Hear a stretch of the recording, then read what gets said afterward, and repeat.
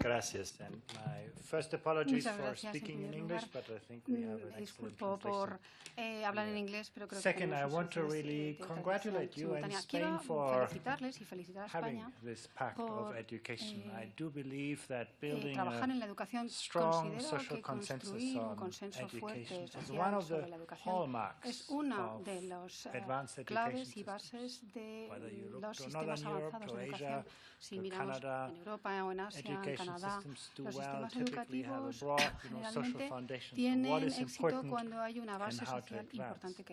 Let me just position this in a little bit broader context of this. I mean, you are familiar with our PISA assessments, where we look at the quality of learning outcomes. The last assessment focused on science, and it wasn't the first time. We had done that in 2006 before, and 2006 may look like a very long time ago for people in education. It was the time before the iPhone was invented. You know, in those times, Twitter was still a sound, the Amazon still a river. There was a very, very different world in which people learn. But basically, we have seen very little progress in education between those years. And the world continued to change. You know, maps became dynamic, cars became electric, science and technology have changed the world, but across countries, very limited progress. And if you look at the last few years, again, dramatic change in our environment, in our world, big data, cloud computing, bioengineering. But the capacity of students to think like a scientist, work scientifically, actually has not really changed. Now, that's the average, and there are some exceptions to this. You know, you can see Portugal is an example of a country that has seen steady progress since the beginning. Countries like Singapore, people talk about them, they continue to move from good to great, but they are the exception. The average is like this, and look at the performance of Spain, you know, very small kind of changes, but overall also quite stable performance. So hay una estabilidad, cierta estabilidad. De manera que la diferencia entre lo que la sociedad espera de la educación es incluso mayor. So you can position the performance of education systems on a scale. You find Spain, as you could see before, an average performer on this. The highest performing education systems, some of them are in Asia, some of them are in Europe, like Finland, Netherlands, North America, Canada, an example. But the gap in the quality of learning outcomes across the world is very, very large. I want to introduce a second dimension that is also very important, that's equity. To what extent do countries succeed in moderating social inequality? In the upper right corner, I'm going to put countries that do well on quality and equity. In the left lower quadrant, I put countries that succeed on neither. And then on the upper left, I'm going to show you countries that do well on average, but at the price of large disparities. And on the right lower corner, countries that do well on equity, but not at a high level of overall performance. And when you actually look at the picture, you can see that there are a fair number of countries who've been very good in reconciling quality with equity. You look at Spain, actually, on the equity front, it's an average performer. On outcomes, it's an average performer. It has really a lot of room to improve, both with regard to raising performance and also improving the equity in the distribution of learning opportunities. One last picture on this, which shows this in more, perhaps clearer ways. Here I'm going to show you learning outcomes by decile of social background. Here you can see in the red square the 10% most disadvantaged students in the Dominican Republic, and in the green triangle the wealthiest students. You can see there is a gap depending on family background. Students from wealthier families doing a lot better than students from poorer families. And you look at this, you might conclude, well, poverty is destiny. But when you actually study this across countries, you can see how students from similar social backgrounds achieve quite different levels of learning outcomes depending on the country where they go to school. For example, you know, the 10% of the most disadvantaged students in Vietnam or Estonia are still quite comparable to the average student in Spain, which really shows that social disadvantage is always an impediment to improvement, but not an excuse. There are actually good examples for how countries, schools leverage the talent from all learners. So that's very much what I think we should be looking toward, what I'm going to be looking for. Now, the question, of course, is what have we learned from international comparisons of what you can do to change things? I'm going to order those factors by their relative importance, but as always in life, you have to take into account the social and economic cost of change. Everybody wants to do things that are really important and easy to do. The quick wins. Nobody wants to invest resources in things that may be not that important and very expensive. Unfortunately, you always find something there. Some things are really hard to do, but very important. This is primarily about capacity now. Building teaching capacity, building leadership capacity, building a more professional work organization. And then always some low-hanging fruits, you know, things that are not so important and not so expensive. So this is what we found. The first thing that you always see is the countries that do well in education have universal high expectations. They're very clear about what success of students is about, and they don't make any compromises about it. In those countries, you will find very little in terms of tracking, no great repetition, very little in terms of streaming. There is sort of a very, very strong focus on ensuring that every student succeeds. The way to achieve this are very different. There's a lot of personalization in learning, but it's one of the things that you find almost in any country that is doing well. We looked at this from another angle. You know, in one of our PISA comparisons, we asked students, what do you believe makes you successful in mathematics? And you know, the majority of students in Spain and many other European countries as well said, well, you know, that's very clear. That's about talent. If I'm not born as a genius, you know, I'm not going to be successful. So they did not trust their own abilities. If you ask that same question to a student in China or Singapore, 9 out of 10 tell you, if I study really, really hard, I know my teacher is going to help me and I'm going to be successful. So they have learned to believe in their way to change things now, in their own abilities. And they have trust in the system that it will make a difference from them. And I think this is a mirror image from the student eyes of this commitment to universal standards. The second part, and I put it very much to the right because that's easier to do, is to invest resources where they can make most of a difference. Another hallmark of high-performing systems. They're very good in attracting the most talented teachers into the most challenging classrooms and to get the best school leaders in the toughest schools. Differentiated careers, lots of kind of structures behind it, but alignment of resources with needs. Different mechanisms. You know. Finland has 30% of instruction time delivered outside the classroom. If you're a teacher, if you're a school, you have plenty of room actually to help students who need your help most. Alignment of resources. This I put very much to the left because it's very important but really hard to do. That's basically building capacity and also creating a truly professional work organization where teachers work together to frame good practice. They're not just the last element in the food chain, delivering kind of things, but they are owning their professional practice. I'll show you some really good examples. You have incentive structures, accountability systems, easy to do, maybe not that important. Coherence, very important. And then standards, you know, that's the kind of low-hanging fruit. So let me talk through this with a little bit of data on that. The first thing, of course, you know, people look to is money. No? This is basically the spending that goes into education. Green is primary, red is secondary, and then lower secondary, and blue is upper secondary. And you can see the countries differ very much in their spending levels. Luxembourg invests enormously in every student, but actually, you know, Luxembourg is not one of the best education systems. So it actually already shows you that money is always necessary, but it's not a guarantee for success. Here you can see that in terms of changes. You can see, for example, in the blue bar, where the blue bar goes up, countries have increased their spending on education since 2008 and 2014. And that's really difficult to do, because most countries that you see here faced the financial crisis. Now, they had less money, but you can see in the majority of countries, actually, spending on education was a priority for countries.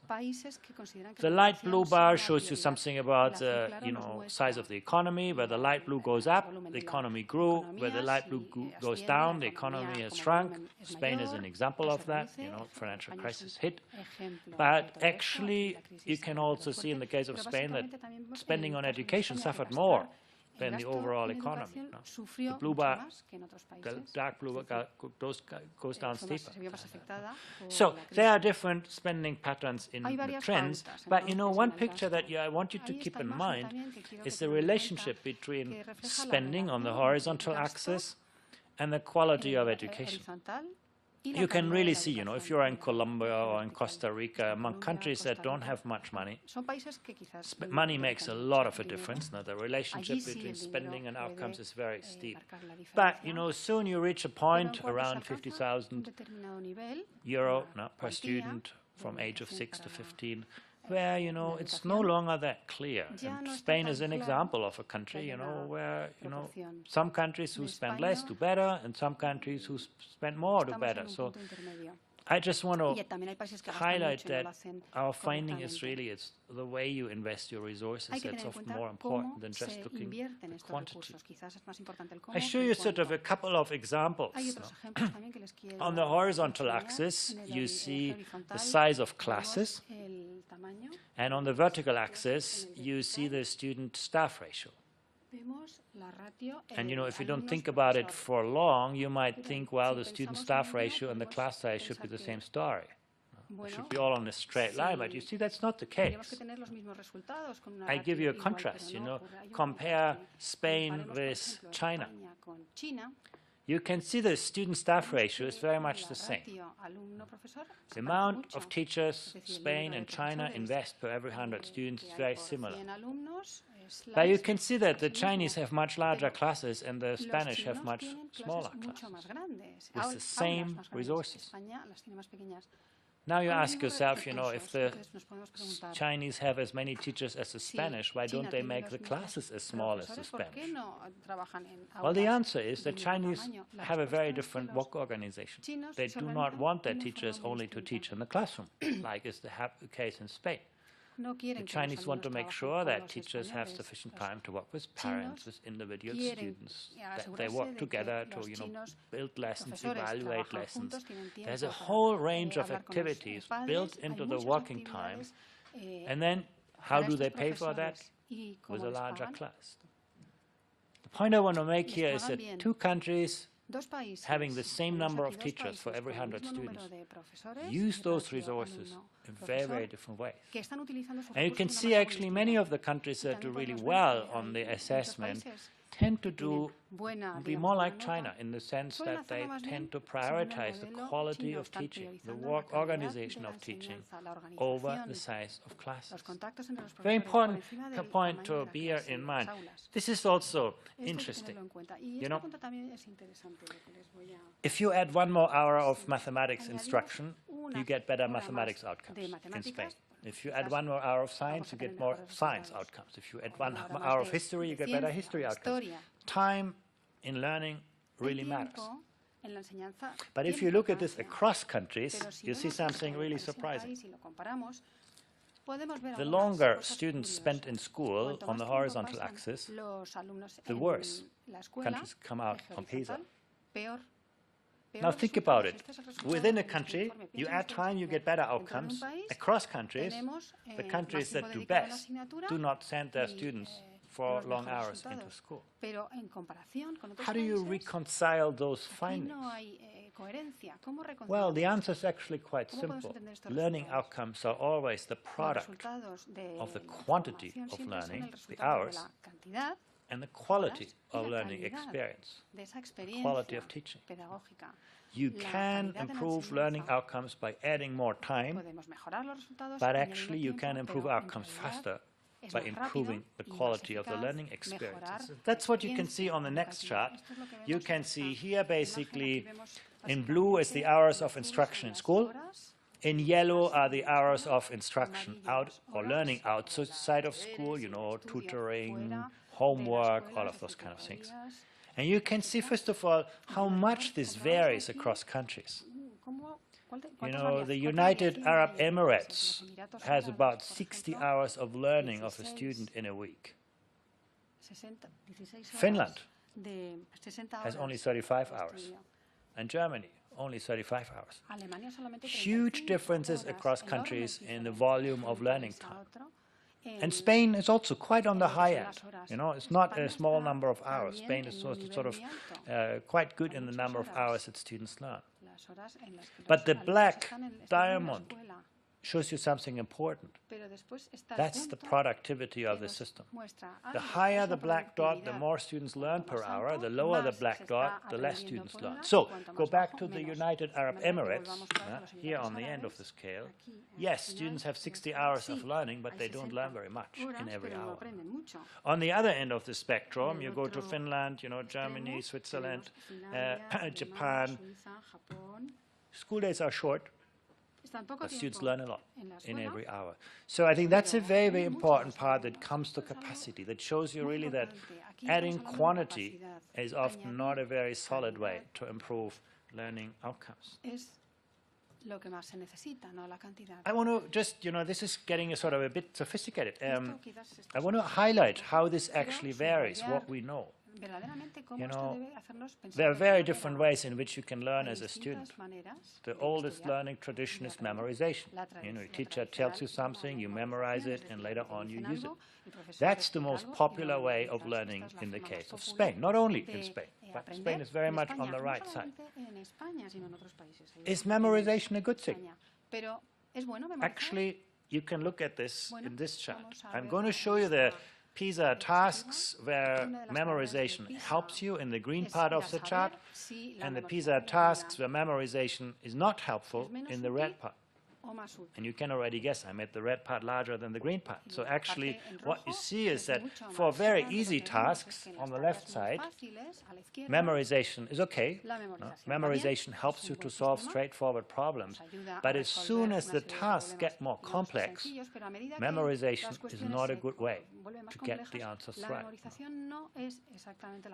So the most dominant strategy of learning in Spanish classrooms is actually not the most effective one when you want to get to higher order thinking and complex reasoning and so on. Another way how you can learn is what we call control strategies, now where you actually help students to manage their own learning independently. To set goals, to persevere, to monitor the learning progress, all those kinds of things. And according to the PISA data, that is not very common in the case of Spain.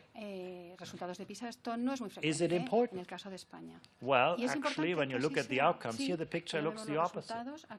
You can really see how those kinds of control strategies, the self-regulated learning, is a very strong predictor for a good performance on the assessment. Not for the hardest part of the problems, but for the majority of the problems. So this is just an illustration that there is a mismatch between what we know are effective teaching and learning practices and what is actually the dominant picture in the classroom.